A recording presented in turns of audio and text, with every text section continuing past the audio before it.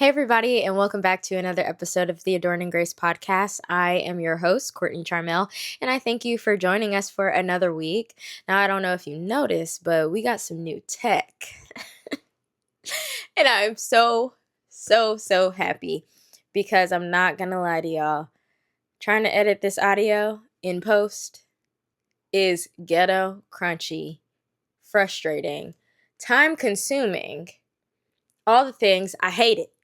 So I finally had to go ahead and get a mic. Now, I did get a mic a couple weeks ago, was trying to go cheap. That didn't work. That was also ghetto. So I had to just go ahead and spin the coin and get a good one. So I got the DJI, the Digi Mic Mini, I don't know. But anyway, the like staple for a lot of like podcast vlogs type of thing, long form content type of things. And I'm glad I did. It's working out great. We have to do everything in decency and in order, especially when we're doing it for the Lord. We can't try to, you know, find a shortcut and skimp around. No, we have to do everything in decency and order. So anyway, super excited to have the new mic. It's like a weight lifted off my shoulder, honestly. But as far as this episode, I feel like I tend to say like, oh, this episode is going to be a little different. And honestly, now that I'm thinking about it, we have not talked about the fact that God is a covenant keeping God, like the part 2 yet. Listen, we'll get there.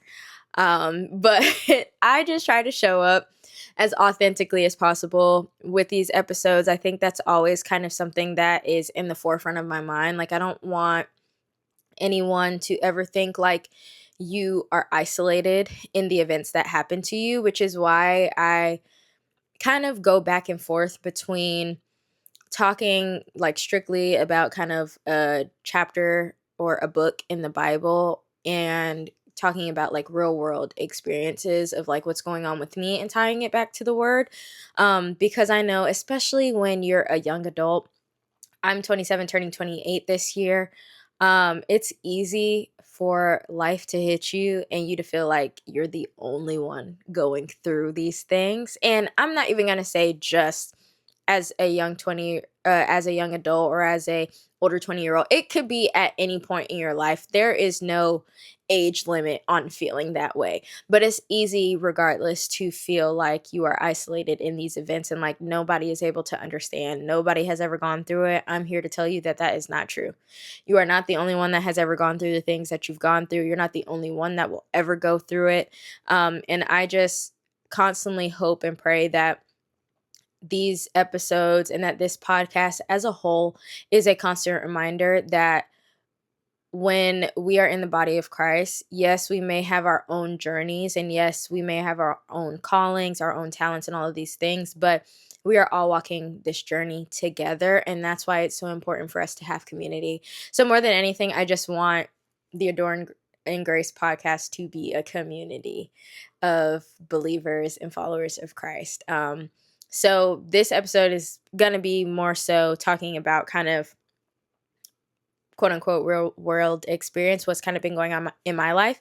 Now, granted, my life has been pretty good, praise the Lord. It's been a blessing. I've been enjoying my new job, just been adjusting to all of those things, kind of doing stuff outside of the podcast. I am going to therapy. I am getting back on track with all the things that I want to get back on track with. And within all of that, I actually fasted. I fasted from Monday to Thursday was the actual day that I could eat. I did the 3-day Esther fast. Now, if you don't know what the Esther fast is, I highly encourage you to read the book of Esther in the Bible and you will see what I'm talking about. But essentially, Esther is a Jewish queen. The king at the time did not know that she was Jewish, but she charged herself and her people to fast for 3 days, no food, no water, before she could approach the queen with her petition to save her people. And I'm not gonna lie, when it happens quite often, but whenever I feel like I need to fast, I tend to fast later than I feel like I need to because it's often that like I'll kind of have the unction of like, hey, you should probably fast soon. And I'm like, you can't be talking to me. But it always happens that the Lord's like, yeah, no, girl, I was talking to you. So I definitely needed to fast. I did the 3-day fast. Now, I didn't do no food, no water. I just did no food. I drank water, but that was all I could drink. No juice, no soda, no coffee, no tea, none of it. Just water. It could be hot, it could be cold, it could be room temperature, it could have ice in it. I could eat ice chips, I guess. I don't know, because that melts in the water. But that's it. No lemon, no lime, no nothing in it. Just water, right? And this was, now I have done the Esther fast 2 other times, I think 2 or 3 other times before this time. And by far, this was like weirdly the easiest time that I did it. I was kind of caught off guard to the point where I was like, am I doing something wrong? Because usually I'm like struggling to finish this. But so Monday was the first day, and that was like a breeze. Again, I'm like, what's going on? Why am I getting through this so easy? And I woke up like excited to do it. That usually does not happen either. I'd be like, oh, I'm not going to be able to eat. But I was really excited to do it. Monday was a breeze, got through it. Wasn't really thinking about food. And the key when you are fasting, no matter whether it's the Esther fast, the Daniel fast, whatever, it doesn't have to be like these named fasts, right? I think it's more popular to hear like the Esther fast, the Daniel fast, things like that, just because like you can have a reference point in the Bible of how to do it and how to approach it. But if the Lord's calling you to fast, the Lord can call you to fast for 5 days. Just do it for 5 days. Like, and he'll tell you like what you need to do. He'll tell you if you need to fast from food. He'll tell you if you need to fast from food and water. He'll tell you like if you need to fast from sugars or whatever. Like the Lord will reveal to you what he needs you to do in that fast. But the important thing is that if the Lord is telling you to fast, you need to do it, right? So, when I was fasting, again, I am every meal that I'm not eating, I am replacing with time with God. So I am either listening to worship music, I am listening to a sermon, I am reading my Bible, I am reading my book called The Celebration of Discipline, which I encourage you to read that book. At any point in your faith walk, you could be a baby Christian, you could be somebody that grew up in the church and has been a Christian for years and years and years. I highly encourage you to read The Celebration of Discipline. I will include the author in the, not the caption, but in the information on the YouTube video. But again, it's a really great book, and it honestly takes a lot for me to kind of get into a book, especially something that's quote unquote self-help. But that book is really good. So anyway, the point is every meal that you are not eating, you need to be feeding yourself with the word of God in whatever form that you feel you need to feed yourself with the word of God at that time. So Monday is a breeze. Tuesday, the first half of the day was pretty easy, honestly. And that's when I was like journaling. And I got back into journaling during this fast a lot. I used to journal, I know at the beginning of the year, kind of the end of last year up until maybe a couple months ago. I was journaling pretty heavily, and then I kind of fell off. I started journaling again because I remember writing down while I'm literally at work, it's day 2 of my fast, and I'm very shocked at how like easy I'm kind of getting through this. And I was like, I thought I would struggle more. And I just remember the Lord was like, just because you're being stretched and pruned, it doesn't always have to mean that you're going to struggle. Spiritual maturity sometimes gives you peace. And when I was kind of digging into that, spiritual maturity is characterized by the fruits of the Spirit. Now, the fruits of the Spirit is love, joy, peace, kindness, goodness, faithfulness, gentleness, self-control. So I was just kind of meditating on that. And then second half of Tuesday kicked in and I said, oh crap, I'm hungry. Like, I am struggling. I am hungry. I don't know what to do. I really just want a bag of chips or something. I want some popcorn. And at this point, I'm like, I want a burger. I want some noodles from the Chinese food place up the street from my house. I want a slice of Marco's pizza. I want a taco. I want Taco Bell. I don't even really eat Taco Bell like that. I want a meatball sub. I don't eat meatball subs. Like, I'm just like, my flesh is just rising up and I'm just sitting here like trying to crucify my flesh, man.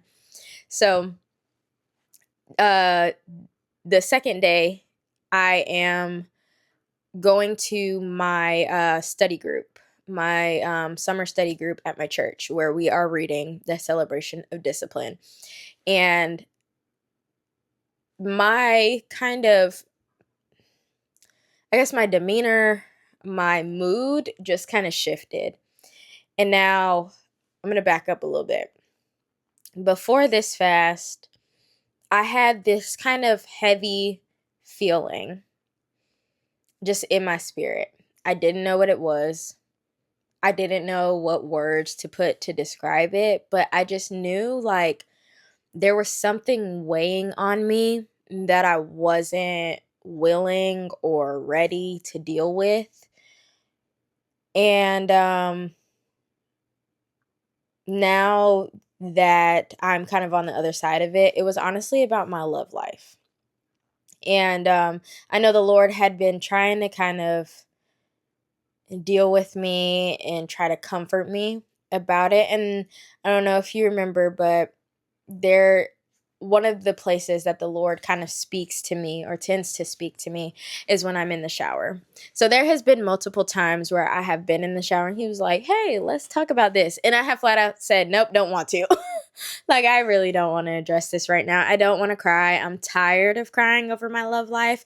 I have cried over my love life for years. I'm exhausted. I don't want to do it. And because he's such a gentleman, he did not force me to do it. Not once. The times where I did cry and was like, I don't really want to talk about it. I just want to cry, right? He just sat with me and let me cry. So now, fast forward again to Tuesday when I'm going to my study group for the book or like the book club, whatever. My mood is just like off. It took a lot for me to go because I was like, I really just want to go home. I don't want to show up, but I kept feeling like I need to go. I need to go. I need to go. And usually I am one of the ones in our group that kind of contributes a lot. We tend to talk about like what stuck out in the book, what really kind of sat with us, what are we going to be implementing in our daily lives so that we can practice this spiritual discipline. And this past Tuesday, we were talking about the discipline of worship. And now, granted, I have no problem somewhat with worship. I love praise and worship music. I love to worship in my secret place. I will pour out and everything. Now, when I'm at church, I will pour out, but I know a lot of times I kind of feel a tug to like give more, and I'm still working on that. I don't know what's kind of holding me to that. And I have been praying about it. The Lord will reveal it when it's time. But I just remember talking about how, like, when we have disappointments in our life, it can affect our worship and it can affect how we view God, right? So I am literally in the middle of this study group and I contributed a little bit. But at one point, I'm literally not talking because I'm trying to like keep myself from crying in front of everybody because I'm like, oh, no, this like heartache from my love life is bubbling up to the surface and I don't know what to do with all that. So I make it through the study group. I go home, do my usual night routine, and I just like poured out to the Lord. I don't remember exactly what I said in entirety. But I do remember just kind of realizing, like, oh, I have been bitter with the Lord. I have been upset with the Lord in that area of my life. I have felt like I can't trust the Lord in that area of my life. And I literally remember telling him, I'm going to be honest, it feels like you set me up.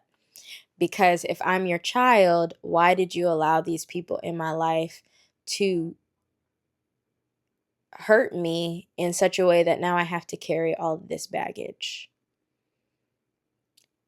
I started dating when I was 16. And ever since then, it's been unsuccessful, right? Um, and the average person just wants to find love. That's kind of like what we are all looking for in one form of another. We're all looking for love and validation. And it's one thing to know that, like, we're never going to be able to fill that void until we are okay with the love that we receive from the Lord. But the Lord also gives us the desire to find love through another one of his children. And I just remember just kind of sitting with the fact that I'm like, if I'm your child, why would you even allow these people in my life? Why would you allow them to hurt me? Why would you allow me to be cheated on? Why would you allow me to be lied to? Why would you allow me to be broken up at random with no explanation through a text? Like, all of these things. And mind you, a lot of these past relationships, I wasn't trying to do with him, but I'm still trying to place the blame on him, right? And not once did he condemn me. Not once did he try to correct me in that moment. He just sat with me and he let me get my frustration out. He let me cry, and he kind of brought back to my memory the idea of casting my cares on him. And I don't exactly remember why he had me do it, but I just remember at one point in my life earlier in the year, he was like, when you cast your cares on me, I need you to physically, like, resemble you handing it over to me. So I was literally in my bed, like, I hand this over to you. I hand my love life over to you. I hand my hurt over to you. I hand this baggage that I've been carrying for years over to you. I hand my disappointment over to you. And I'm literally like giving it to him with my hands. And that was kind of the end of day 2 of my fast. So I wake up, day 3. It's Wednesday. It's the last day of my fast. I'm still kind of feeling heavy, but at this point, I'm like, okay, well, maybe that's what I was supposed to get out of this fast. To understand that, like, I am hurting. I was bitter. I was upset with the Lord. I was trying to blame, like, all of these things, right? That I was kind of talking about or talking to him about the night before. And again, the fast wasn't really that difficult. Like, the third day in the morning, I wasn't really struggling. And I was listening to just like some jazz music while I was working. I go on YouTube and I see Pastor Jerry Flowers Jr., and he's talking about grieving. You're grieving an expectation. And I don't tend to watch him a whole lot. I have definitely watched sermons before. But something just like pulled me to watch that.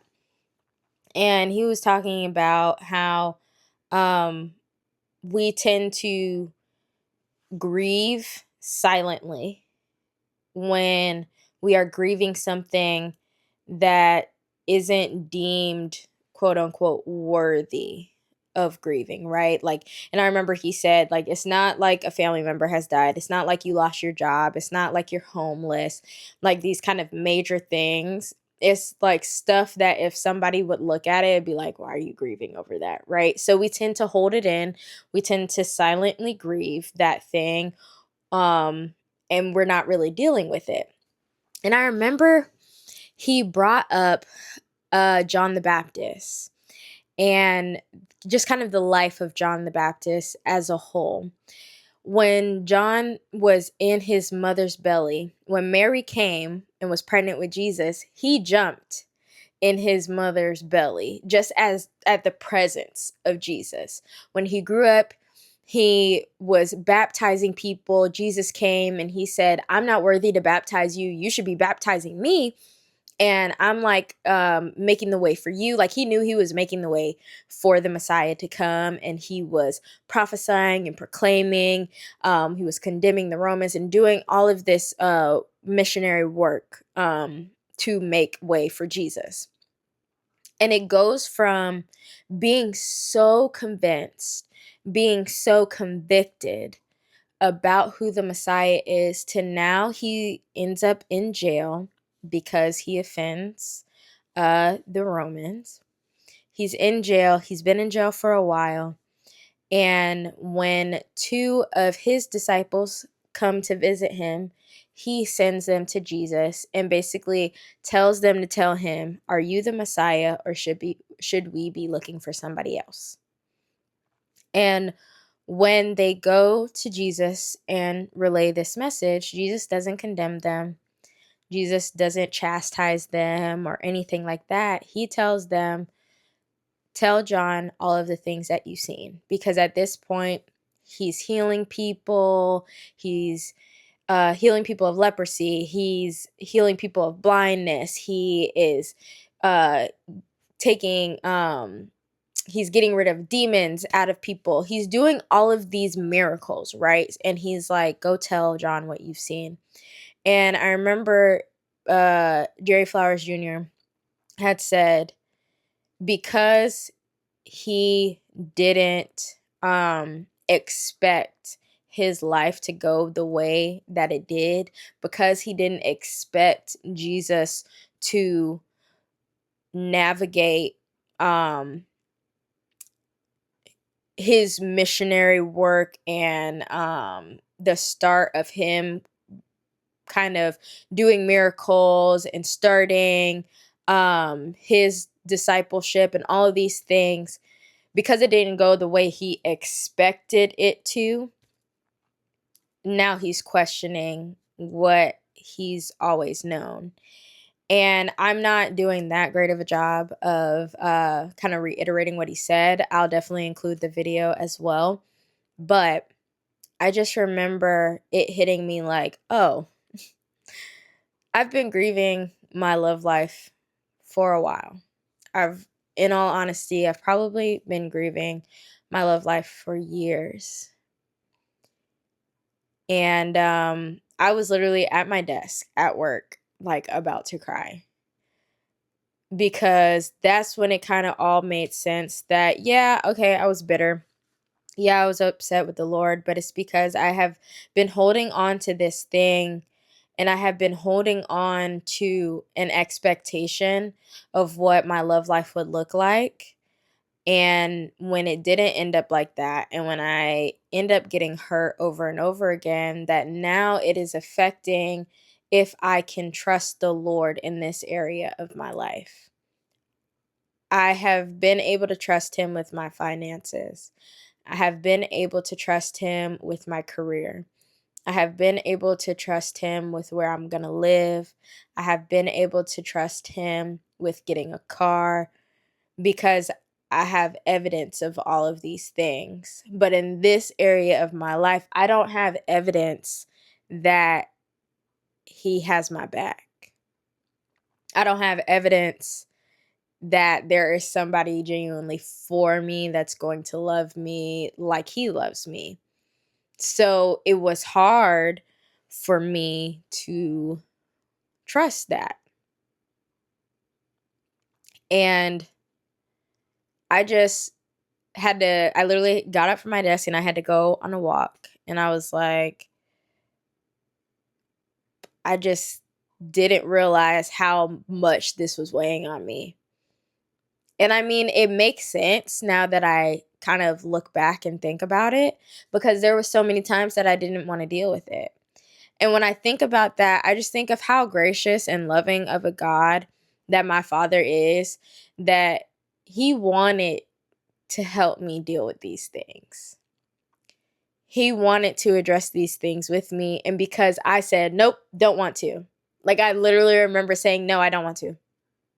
I don't want to right now. I just don't want to deal with that. Like, can we not talk about this right now? He didn't push it.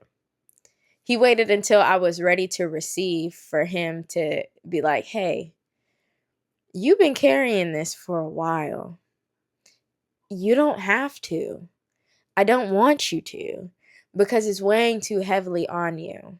It is not for you to concern yourself with. And even me just talking about this right now, it just kind of brings me back to when I had went on my like Bayshore trail walk that I talked about in a previous video, how he just said, your burden is light. Like, all we have to do is worry about the things that the Lord is putting on our plate. We don't have to worry about all of these other things, because that's his concern. That is quite literally above our pay grade to worry about. And I just remember I journaled again and I said, Lord, thank you for all the times that you were gracious enough to not force me to talk about this when I wasn't ready. Thank you for revealing it to me in a time that I was able to receive it. And I think that when I just kind of sit with it, and even talking about it with you all, it's just a part of the Lord pruning and refining me. And I know that for a while I would pray that the Lord prunes and refines me, and I didn't really know what that meant. But I was like, I do want to be pruned and refined, especially when I kind of started getting this, I guess, call on my life. I was like, I don't want me.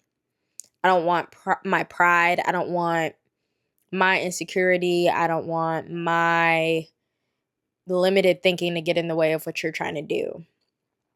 But oftentimes, pruning and refining doesn't feel good, because we tend to hold on to the things that don't feel good because they just simply feel familiar.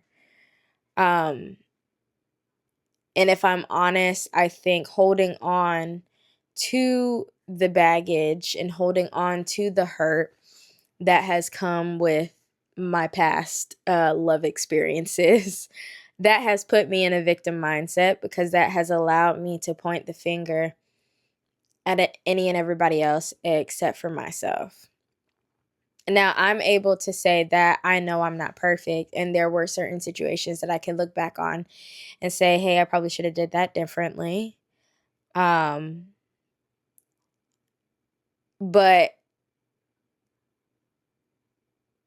we can only grow as far as we allow ourselves to, based off of what we're carrying.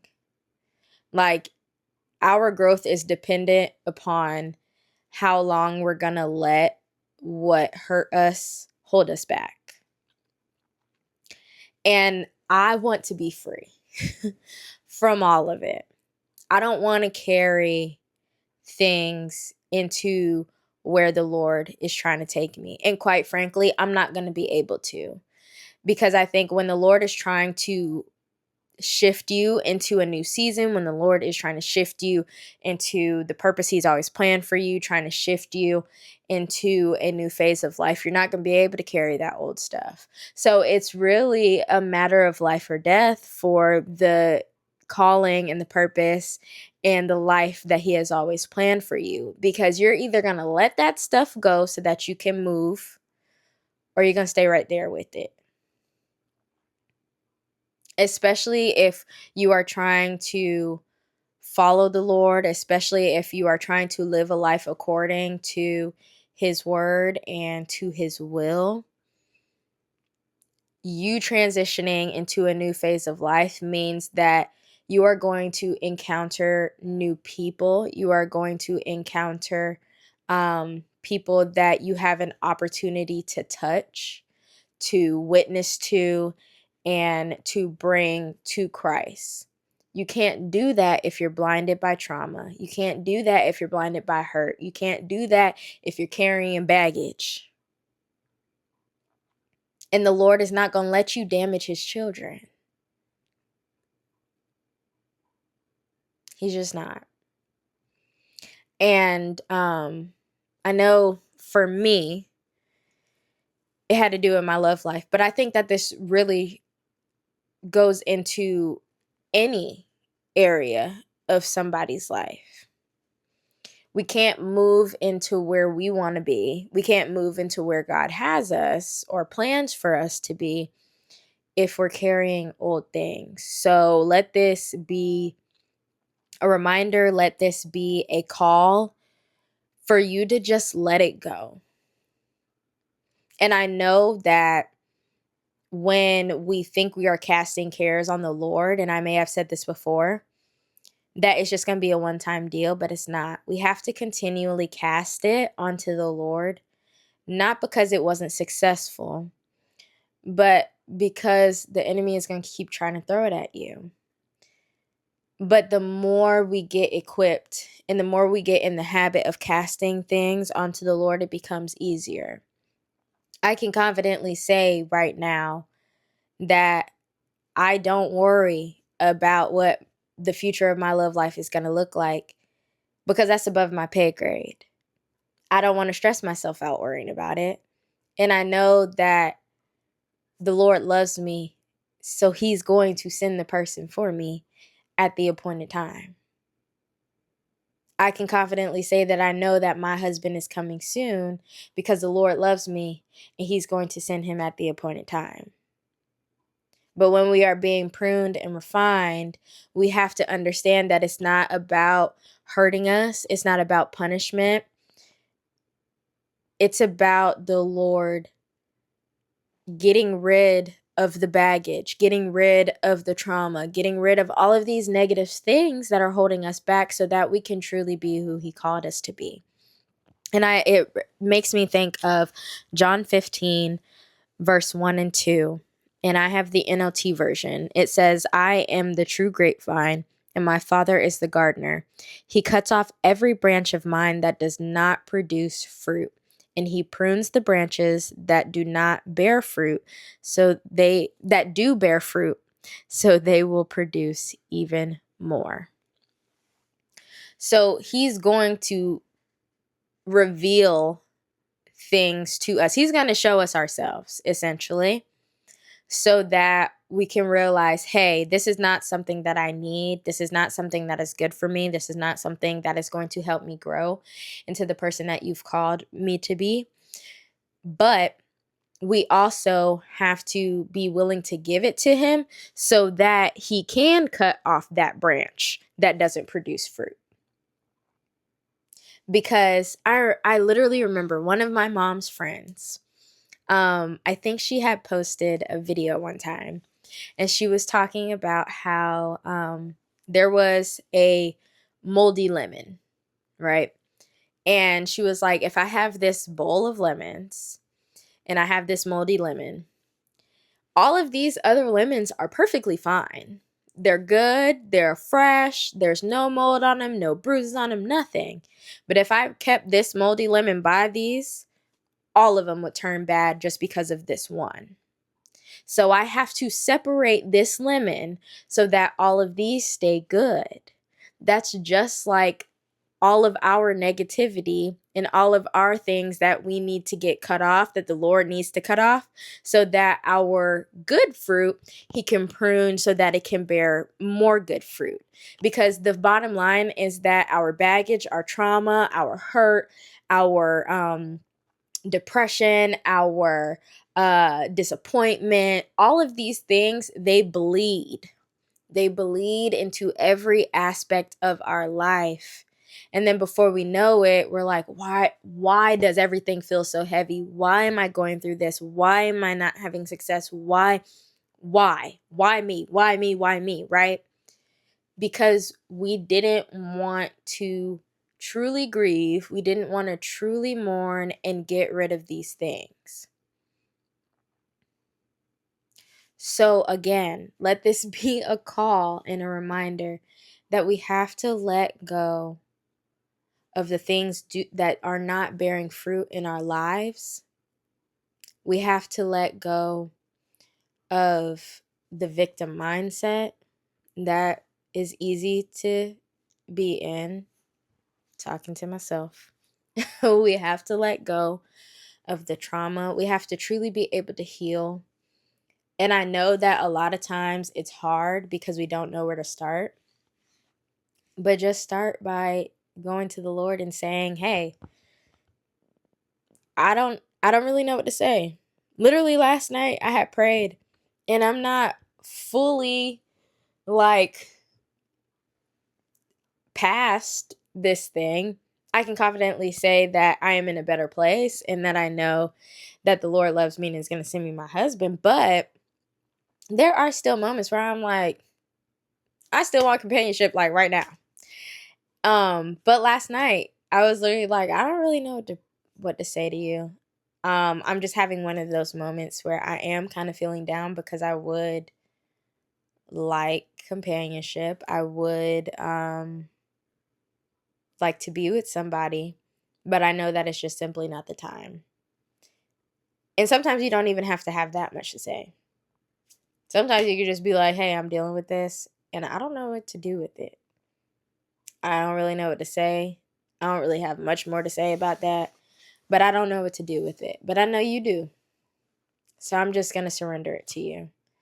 And I think it's a good exercise that as you are saying that you are surrendering things and as you say that you are casting things on the Lord, that you physically are like, "I'm going to give this to you." Because it's something about doing the action that kind of helps you release it. It kind of helps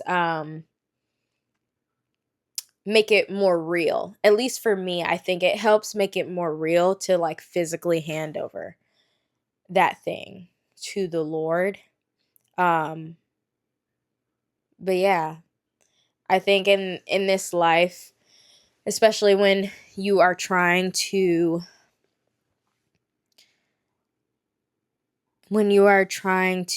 follow the Lord, you are going to go through a pruning and refining season. You're probably going to go through multiple because this is not the first that I've been in.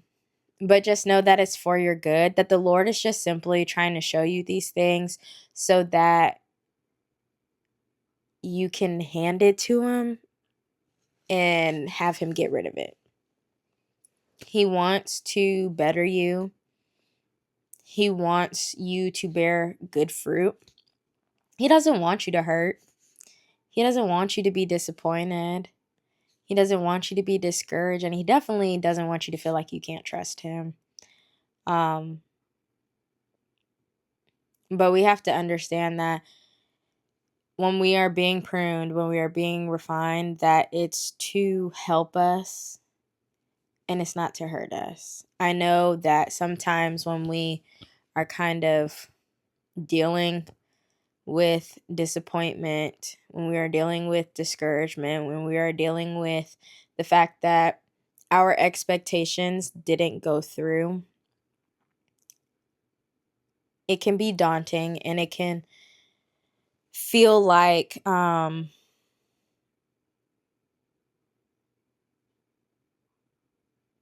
we don't know what's next in life. But I think that's when we have to just turn to the Lord and say, I may not know, but I know you do. And I know that this is all going to work out for my good. So that's really all that I have. In the end, I think this was one of the best experiences that I had when it came to fasting. I don't know if you feel, I'm not here to like tell people just because I fast, like, "Oh, you should fast." If you feel like the Lord is calling you to fast, go into prayer about it and he'll reveal it to you. That it doesn't mean you have to do the fast that I did. It doesn't mean that you have to do it for as long as I did. Maybe the Lord will call you to fast for one day. I don't know. The Lord can move quickly. That's what I do know. But just know that anytime the Lord reveals things to you, especially if it doesn't feel good, especially if it hurts, just sit with him in it, because he's revealing it to you not for the sake of just bringing back the pain, but so you can get to the root of it and uproot it so that it doesn't stay there anymore. Yeah, that's really it. I hope you all enjoyed this episode. I will see you all next time. Love y'all and be blessed.